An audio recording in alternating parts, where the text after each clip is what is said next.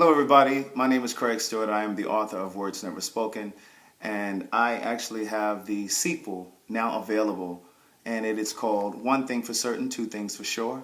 There's more information on our website, which is www.craigthewriterstewart.com. It is available on Amazon, as well as all of the e-readers. And as always, thank you for listening, and thank you for supporting me. I was involved briefly with a married man who believed he had the courage to leave his wife to be with me and to live his truth. This isn't the typical story of a married man promising to leave his wife for a secret lover. Rather, this is a story, in part, about a gay man who knew he was gay before he got married, but chose to marry a woman because he didn't know how to break free. Rocky and I met on a gay social media site 3 months after I returned to the East Coast to live, and just 11 months after he was married. At the time we met, he was living and working in Dubai as a contractor for the government on a military base, while his wife was stationed in Tallahassee, Florida, where they had a home. In one of the first messages he sent me, Rocky shared that he was married but that he had regrets. He explained that he had come out to his mother and siblings when he was 18 years old. He sat them down one day in the family room and told them he was gay, but his mom struggled with the truth. In fact, the stress of Rocky coming out of the closet caused his mother's hair to fall out. Nevertheless, his first gay relationship ensued and lasted for 10 years, but out of his family's sight in another state. With his decade-long relationship ending, Rocky accepted a job in the Middle East. It was in Afghanistan that he met his wife, a high-ranking officer in the military. Although he and his wife dated for 4 years before marrying, Rocky said that he was still romantically involved with men during the course of their engagement because his soon-to-be wife was a virgin. Rocky thought he would be able to quell his attraction to men once he began having sex with his wife. However, one of the men he dated, for 2 of the 4 years that he and his fiancée were together, advised him against getting married because he had once been married himself, and he knew firsthand how Rocky's story would play out. He told Rocky that over time he would no longer be able to perform sexually, but Rocky ignored his advice and chose to get married with the hope that he could manage his desires for men.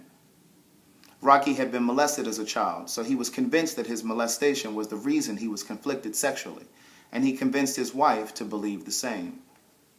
He believed God had answered his prayers by sending him a woman who could see beyond his past and accept him fully. However, Rocky hadn't been completely forthcoming with his wife about his relationships with men, and his past wasn't really in the past. Frankly, his future wife had no knowledge about his partner of 10 years, who was also once married, or the 3 children that Rocky helped him raise. Less than a year into his marriage, Rocky began to realize that the day would eventually come when he would leave his marriage because he fantasized about being with one man long term.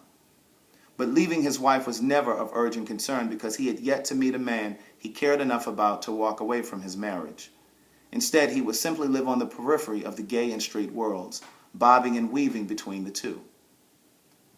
1 month after Rocky and I began communicating over Skype, he started talking about leaving his wife for me, and I believed him. Rocky made a teary confession that if we had met first, he would never have gotten married.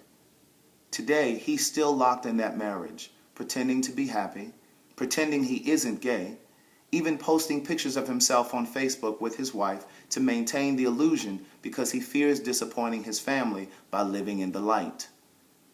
Rocky was a world away from me on the other side of the globe, so there was no immediate concern that I would, or even could, get tangled in his web of confusion because we were just chatting innocently. At least so I thought. We were separated by time and distance, but 6 months turned into 6 weeks, then 6 days, quickly became 6 hours, 6 minutes, 6 seconds, until we met for the first time face to face at Baltimore Washington International Airport.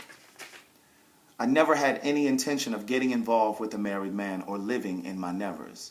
Doing the things I said I would never do, such as participating in an abusive relationship, tolerating a cheating partner, or in this case, getting involved with someone who was already in a relationship.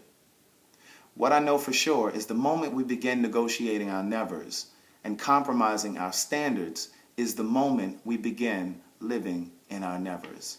Again, that is a clip from One Thing for Certain, Two Things for Sure. This is the follow-up to Words Never Spoken.